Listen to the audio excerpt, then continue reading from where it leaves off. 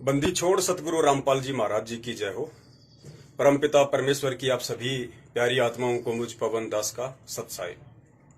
भाई और बहनों, मेरा नाम पवन दास है और मैं मानव और मानव धर्म के उत्पत्तिकर्ता सतगुरु रामपाल जी महाराज जी का सत्सेवक शिष्य हूं।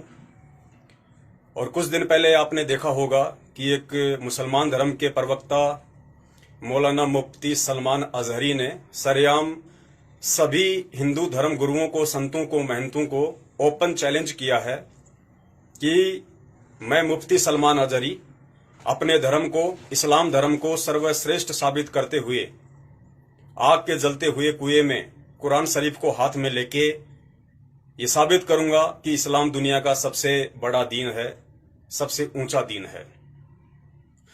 भाई और बहनों, वीडियो को ज्यादा से ज्यादा शेयर कर दीजिए क्योंकि मैं परसों यानी 18 अप्रैल 2021 को एक बार फिर से लाइव आऊंगा मौलाना जी के चैलेंज को स्वीकार करने के लिए। तो मेरे कहने का मतलब यह है कि मौलाना जी तक ये मेरा संदेश पहुंचे और मुसलमान धर्म के जितने भी उलेमा हैं, पीर हैं और जितने भी जानने और मानने वाले हैं, उनसे मैं ये कहना चाहता हूं कि भाई ये आपकी बहुत बड़ी गलतफहमी है। चाहे हिंदू धर्म हो, चाहे मुसलमान धर्म हो, चाहे सिख हो, चाहे ईसाई हो, ये कोई धर्म नहीं है, ये पंथ हैं। जो पहले के जो महापुरुष थे उन्होंने एक अच्छा मार्ग चलाया था, आगे चल के वो मार्ग धर्म में तब्दील हो गया। ये कोई धर्म नहीं है।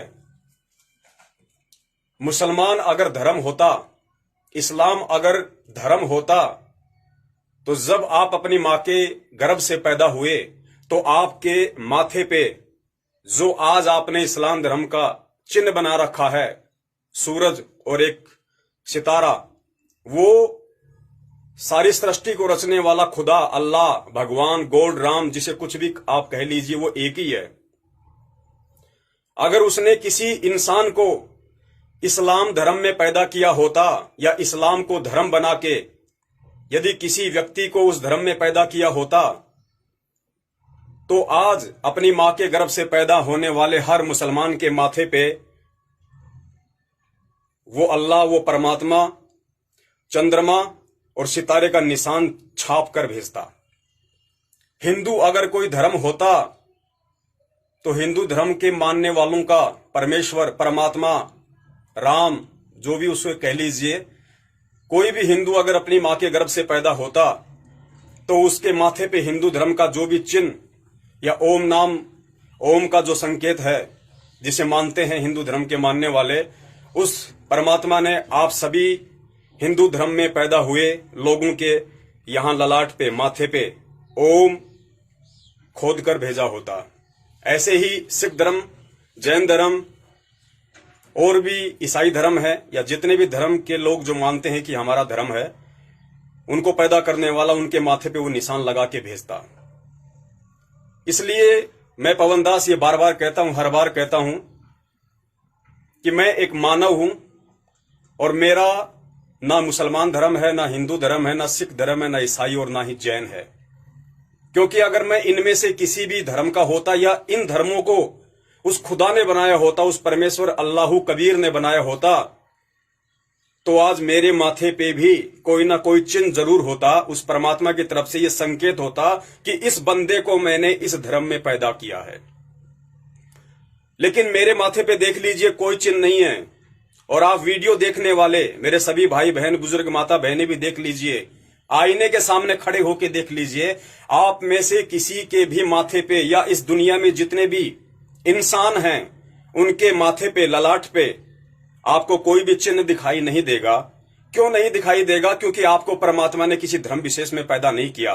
आपका सबसे बड़ा जो धर्म है, सबसे बड़ा, सबसे ऊंचा, सर्वोपरि जो धर्म है वो है मानव धर्म। और उसकी सबसे बड़ी पहचान उस परमात्मा ने आपको दी है, लेकिन आप समझ नहीं पा रहे, देख नहीं पा रहे। ज्ञान वाली आंखें आपने बंद कर रखी हैं। ये जो बाहरी आंखें हैं, इनसे आप देखोगे, कभी जिंदगी में नहीं देख पाओगे। आप एक मानव हो और आपको परमेश्वर ने वो निशानी दी है कि बेटा तू मानव है और तेरा सबसे बड़ा धर्म मानव धर्म है। और वो पहचान है आपकी ये बॉडी, ये मानव शरीर ही आपका सबसे बड़ा पहचान है कि आपका सबसे बड़ा धर्म मानव धर्म है। आपको परमेश्वर ने मानव शरीर दिया है, मानव शरीर में पैदा किया है, इसलिए आपका धर्म मानव धर्म है। आप मानवता से हटके जितने भी पंथ संप्रदाय या धर्म बनाओगे वो उस अल्लाह कबीर परमेश्वर उस खुदा की तरफ से नहीं है, आपके अपने मनमुखी पंथ और धर्म है जो आज पूरी देश और दुनिया के लिए सिरदर्द का कारण बना हुआ है। तो मौलाना जी से मेरा निवेदन है और आप सभी धर्म के मानने वाले भाई बहनों से मेरी प्रार्थना है, 30 अप्रैल 2021 तक का मौलाना मुफ्ती सलमान अजहरी ने एक तथाकथित हिंदू संत जिन्होंने पैगंबर मोहम्मद जी के खिलाफ बेहद घटिया और निंदनीय शब्दों का प्रयोग किया है और मैं उनकी निंदा करता हूं, क्योंकि यति नरसिम्हानंद सरस्वती को मुसलमान संप्रदाय के मानने वालों के जो पैगंबर हैं, जैसे हिंदू धर्म के लोग राम और श्री कृष्ण को मानते हैं, ईसाई धर्म के लोग ईसा मसीह को मानते हैं, ऐसे ही मुसलमान धर्म के लोग पैगंबर हजरत मोहम्मद जी को अपना अल्लाह मानते हैं, अपना खुदा मानते हैं, या ये मानते हैं कि उनको अल्लाह ने भेजा था। वो उनका मानना जायज है और वो गलत भी नहीं है। यति नरसिम्हानंद ने जिन शब्दों का प्रयोग कुरान के लिए और मोहम्मद साहब के लिए किया है, कुछ हद तक वो सही भी हैं और बाकी घटिया है, निंदनीय। सही इसलिए हैं क्योंकि उन्होंने मोहम्मद साहब को डाकू जैसे शब्दों से नवाजा है या उल्टे कर्म करने वाले शब्दों से नवाजा है। तो मेरा निवेदन है, आप अपने धर्म ग्रंथों को ध्यान से पढ़िए और समझ में ना आए तो परम पूज्य सतगुरु रामपाल जी महाराज जी के द्वारा जो तत्व ज्ञान दिया गया है, जो सूक्ष्म वेद जिसे कबीर सागर कहते हैं, आप उसको सुनिए, सत्संग सुनिए। खुद हाथ में पोथी लेके पढ़ोगे कबीर सागर को, जिंदगी में समझ में नहीं आएगा। संत रामपाल जी महाराज जी के सत्संग सुनिए, आपको पता चलेगा कि यति नरसिम्हानंद ने जिस तरह से और जिन शब्दों का प्रयोग हजरत मोहम्मद के लिए किया है,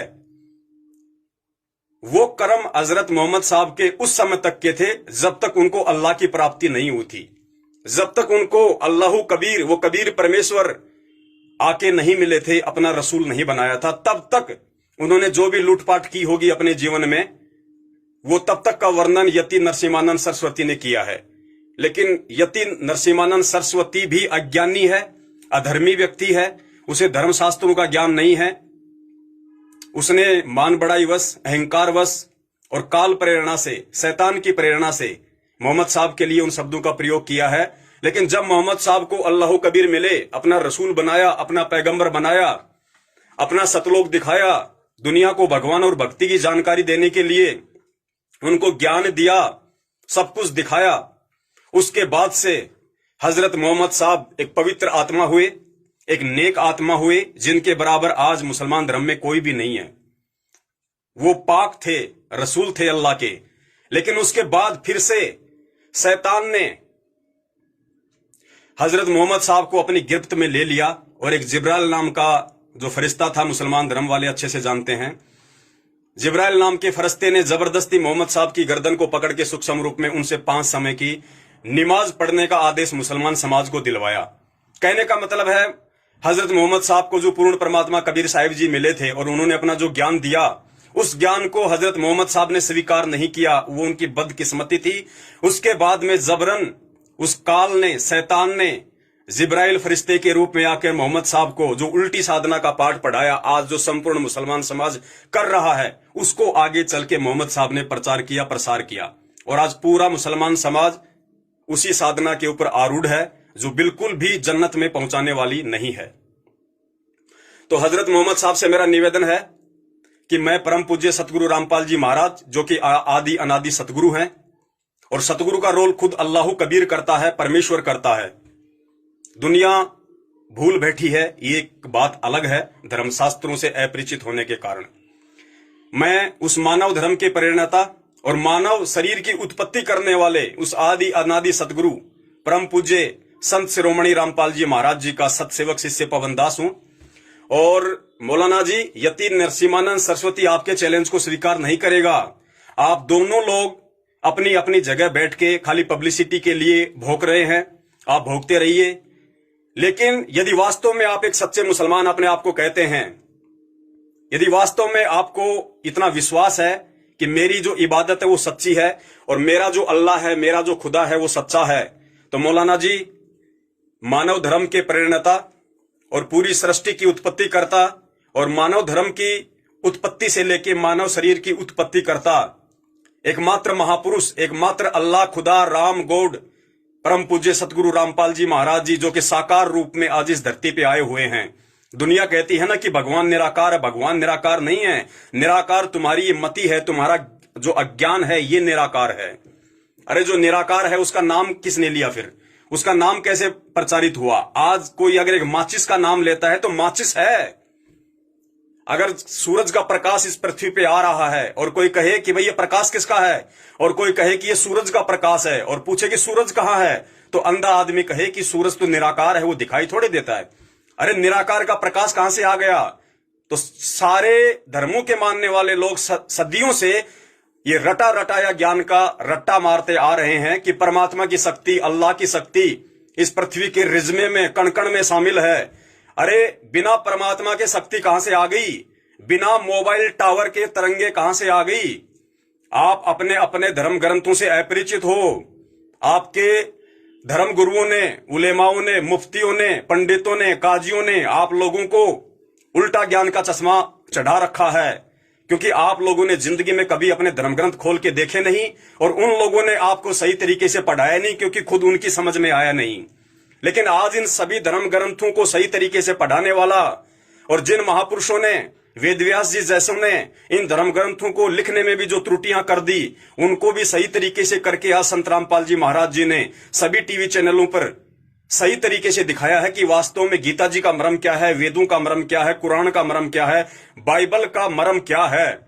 बाइबल में स्पष्ट लिखा है, कुरान में स्पष्ट लिखा है कि उस परमेश्वर ने 6 दिन में सृष्टि रची, 7वें दिन तख्त पे जा बैठा। अरे 6 दिन में जिसने सृष्टि रची और खुद बाइबल और कुरान कह रही है कि 7वें दिन तख्त पे जा बैठा, तख्त यानी सिंहासन पे जा बैठा।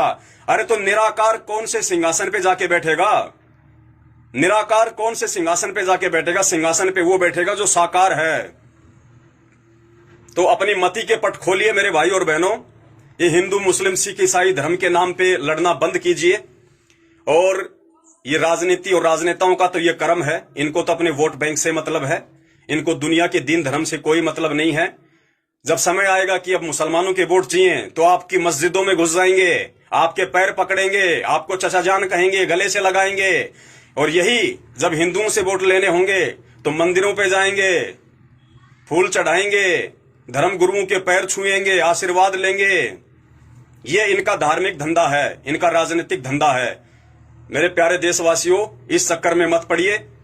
परमात्मा धरती पे आया हुआ है, अल्लाहू कबीर, अल्लाहू अकबर धरती पे आया हुआ है। ईसाइयों का मसीह धरती पे आया हुआ है, सिखों का वाहे गुरु धरती पे आया हुआ है और उसका नाम है संत शिरोमणि जगत गुरु परम पूज्य सतगुरु रामपाल जी महाराज। मेरी बातें भले आपको मजाक लगे, क्योंकि बातें मजाक राम और कृष्ण की और अल्लाह के रसूल मोहम्मद साहब की भी लोग मजाक में लिया करते थे जिस समय वो धरती पे थे। लेकिन आज उनके जाने के बाद में लोग उनकी बातों को भी तवज्जो दे रहे हैं और उनकी भी पूजा कर रहे हैं। लेकिन चले जाने के बाद कुछ नहीं मिलने वाला। आज धरती पे जो प्रकट है, वक्त गुरु धरती पे प्रकट है। 8 सितंबर 1951 को संत रामपाल जी महाराज, वो कबीर परमेश्वर जो सतलोक का राजा है, सचखंड का राजा है, वहां से चल के गति करके और संत रामपाल जी महाराज जी के रूप में 8 सितंबर 1951 को गांव धनाना, जिला सोनीपत, हरियाणा में प्रकट होके आज पूरी दुनिया को तत्व ज्ञान का सन 1994 से संदेश दे रहा है। सभी धर्मों के धर्म ग्रंथों का भेद सार निष्कर्ष निकाल के दे दिया। अब भी कोई ना जागे, ना समझे, वो मूर्ख, वो अज्ञानी।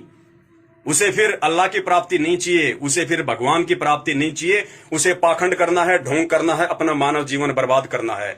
तो मेरा मैसेज आप ज्यादा से ज्यादा शेयर कर दीजिए और निवेदन करूंगा कि मौलाना मुफ्ती सलमान अजहरी तक मेरा ये संदेश जरूर पहुंचे। उन्होंने जो 30 तारीख जो फिक्स की है, 30 अप्रैल 2021, मुबाहिले के लिए आग के कुएं में कूद के अपने इस्लाम धर्म को सर्वश्रेष्ठ साबित करने के लिए, तो मौलाना जी को मेरा चैलेंज, मैं इसको मैं चैलेंज तो नहीं कहूंगा क्योंकि चैलेंज तो मौलाना जी ने दिया है। मैं उनके चैलेंज को सहर्ष स्वीकार करता हूं और मौलाना जी से कहता हूं कि मौलाना जी पीछे हटिए मत, क्योंकि पीछे हटने वाला इंसानियत के नाम पे धब्बा है, कायरों की श्रेणी में आता है।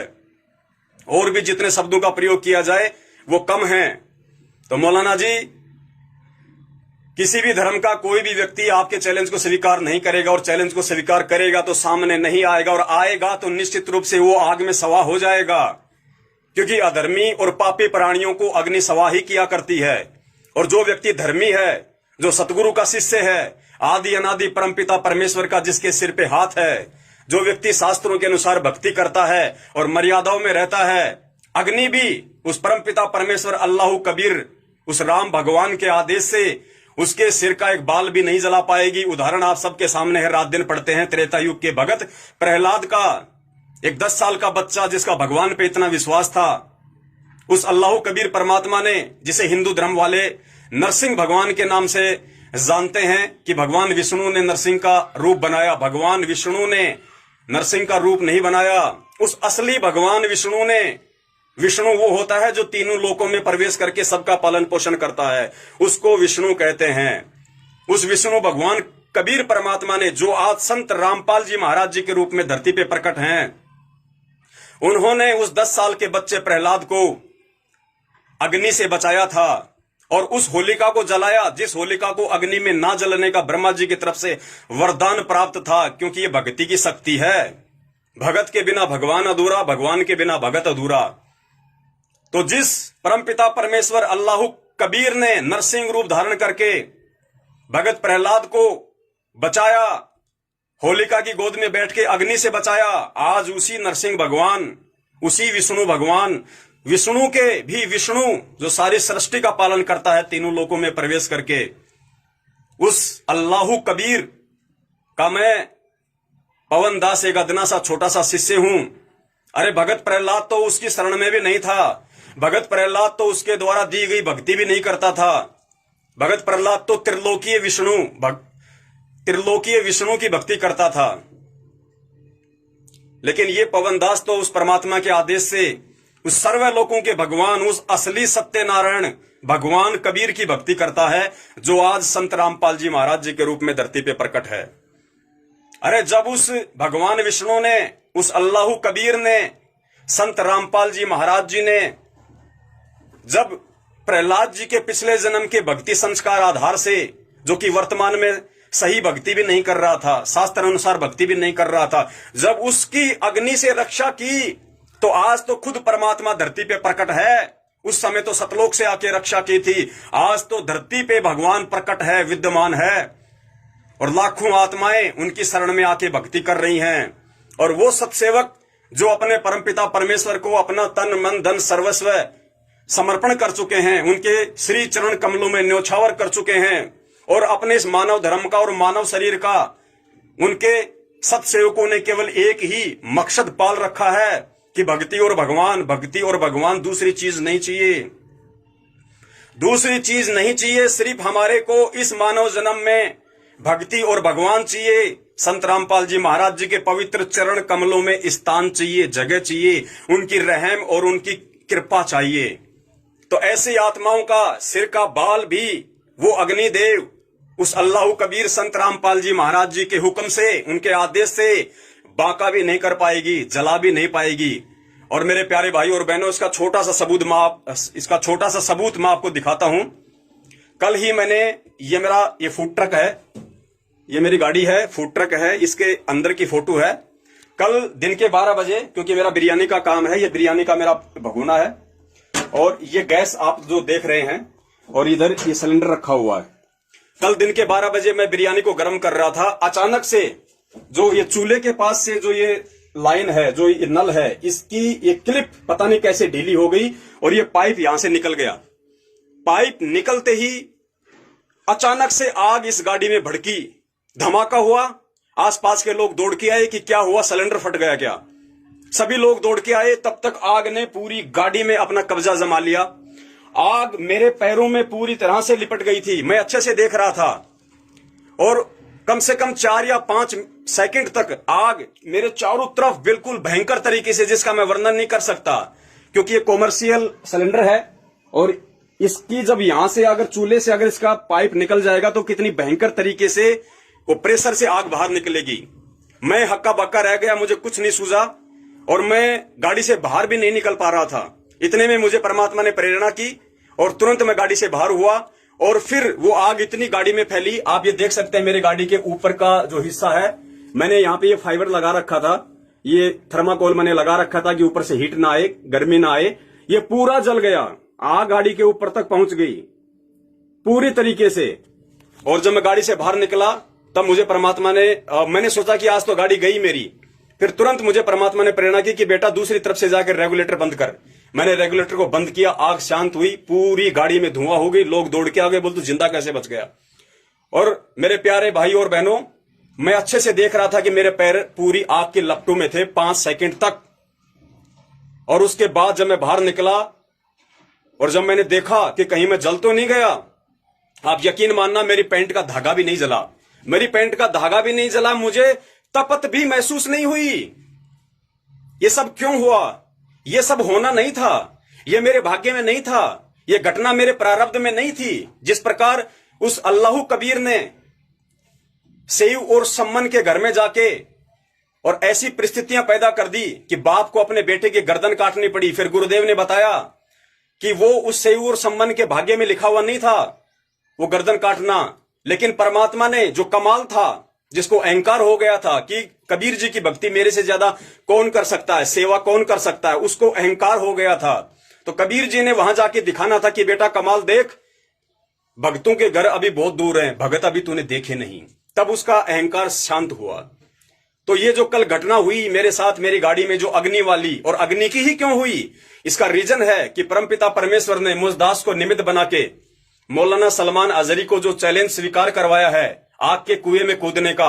हो सकता है मैं जीव हूं और मुझ नीच के मन में थोड़ा बहुत भय कहीं ना कहीं हो, यार कहीं जल ना जाए, हो सकता है मेरे मन के किसी कोने में वो विकार हो। लेकिन कल उस परमपिता परमेश्वर ने इस घटना को अंजाम देके और 100% ये साबित कर दिया कि बेटा पवन दास, मैं तेरे साथ में हूं, तुझे घबराने की बिल्कुल भी जरूरत नहीं है, तू समर्थ की शरण में है बेटा। और अगर तू भी अगर अपने परमात्मा पे अविश्वास करेगा, तू भी अगर अपने उस अल्लाह कबीर की समर्थता पे अविश्वास प्रकट करेगा, तो बेटा फिर बचेगा कौन? तुम मेरे सत्सेवक बच्चे हो, गिने चुने, तुम भी अगर ऐसा करोगे तो फिर कौन है? क्योंकि भगवान की पहचान भगत से होती है और भगत की औकात भगवान से होती है। तो पुण्यात्माओं, कल मुझे परमपिता परमेश्वर सतगुरु रामपाल जी महाराज जी ने आग के अंदर मुझे खड़ा करके, और मेरी पैंट का धागा भी नहीं जला, मुझे परमात्मा ने यह विश्वास दिला दिया और मेरे विश्वास को दृढ़ कर दिया कि बेटा जो तू अपने जुबान से बोलता है ना कि भगवान धरती पे है, भगवान धरती पे है, भगवान प्रकट हैं, और भगवान और कोई नहीं, संत रामपाल जी महाराज है। चारों धर्मों का भगवान वही है, अल्लाह, खुदा, राम, यीशु, वाहिगुरु वही है। बेटा वो मैं ही हूं और तू निश्चिंत होके मेरे नाम से मुझे बीच में रख के कितना ही बड़ा चैलेंज किसी का क्यों ना ले ले, चाहे पहाड़ से कूदने का चैलेंज ले ले, चाहे आग में जलने का चैलेंज ले ले, बेटा मैं तेरे साथ में हूं, बाल भी बाका नहीं होने दूंगा। बस अपनी मर्यादाओं का ध्यान रखना। भगवान और भक्ति से, यानी गुरुदेव कह रहे हैं कि बेटा मेरे नाम से दूर मत होना, अपना विश्वास कमजोर मत करना, मैं तेरे साथ में हूं और दुनिया देखेगी। और पुण्यात्माओं, भगवान कोई जेल में बैठने नहीं आया, 7 साल बहुत होती हैं, कोई ना कोई तो कारण बनेगा ताकि दुनिया की आंखें खुले कि हां भगवान धरती पे प्रकट है। और ये मेरा सौभाग्य होगा अगर मुसलमान धर्म के प्रवक्ता मुफ्ती मौलाना सलमान अजहरी साहब तक ये मेरा पैगाम पहुंच जाए, मेरा वीडियो पहुंच जाए और वो सामने आ जाए अपने चैलेंज के अनुसार, और आग के कुएं में कूदने का अगर मौका मिला तो परमपिता परमेश्वर की दया से पूरी दुनिया देखेगी कि हां धरती पे भगवान भी प्रकट है और धरती पे भगत भी मौजूद हैं। बाकी सब लोग ड्रामा करते हैं, दिखावा करते हैं। तो दोस्तों, मेरा निवेदन है आप सभी से और मेरे सभी प्यारे प्यारे भगत भाई बहनों से जो मेरे परमपिता परमेश्वर सतगुरु रामपाल जी महाराज जी के फॉलोवर हैं, उनके शिष्य हैं, आप सभी इस मैसेज को ज्यादा से ज्यादा शेयर कर दीजिए। 18 अप्रैल को, यानी आज शुक्रवार है, कल शनिवार, परसों संडे है, संडे 18 अप्रैल 2021 को मैं एक बार फिर से आधा घंटे के लिए रात्रि 8 बजे फेसबुक पे जो मेरा ग्रुप है शंका समाधान पवन दास के साथ, आप हिंदी में सर्च करेंगे आ जाएगा, उस ग्रुप में मैं एक बार फिर से लाइव आऊंगा मौलाना मुफ्ती साहब को पैगाम देने के लिए, संदेश देने के लिए। और भारत की मीडिया से मेरा निवेदन है कि थोड़ा चुनाव से ध्यान हटा के थोड़ा सा इधर लगा लो और ये बहुत बड़ा मुद्दा है। इस मुद्दे पे थोड़ा ध्यान दो, अगर तुम्हें परमात्मा सद्बुद्धि दे तो। और मौलाना जी के चैलेंज को ये दास स्वीकार करता है, बार बार स्वीकार करता है, शहर स्वीकार करता है। और मौलाना जी, आप यति नरसिम्हानंद जी से ध्यान हटा के, क्योंकि वो नहीं आने वाला, और आया गया तो कूदने वाला नहीं, कूद गया तो बचने वाला नहीं, और ना आप बचने वाले, क्योंकि आप दोनों ही लोग अधर्मी और पापी हो। जो व्यक्ति धर्म के अनुसार साधना नहीं करता, कुरान के अनुसार साधना नहीं करता, वेदों के अनुसार साधना नहीं करता, वो अधर्मी और पापी की श्रेणी में गिना जाता है। खुद गीता जी कह रही हैं, आप दोनों जलोगे, आप दोनों मरोगे, इसमें कोई संशय नहीं है। अगर आप लोग अहंकार से थोड़ा सा दूर हटोगे और थोड़ा सा शांति से सोचोगे, तो मुफ्ती साहब आपसे मेरा निवेदन है, आप मेरे इस पैगाम को स्वीकार कीजिए, मेरे इस आमंत्रण को, निमंत्रण को स्वीकार कीजिए, और आप अपने चैलेंज की लाज रखिए और मेरे वीडियो पे ध्यान दीजिए। मैं बहुत सारी वीडियो बना के डाल चुका हूं, और संत रामपाल जी महाराज जी के मानव धर्मी सैकड़ों की संख्या में शिष्य और शिष्या आपको चेताने के लिए, जगाने के लिए, आप तक ये पैगाम पहुंचाने के लिए छोटे छोटे 2-2 मिनट के वीडियो आपके चैलेंज को स्वीकार करते हुए डाल चुके हैं सोशल मीडिया पे। आप ध्यान क्यों नहीं दे रहे? आप बचने की कोशिश क्यों कर रहे हैं?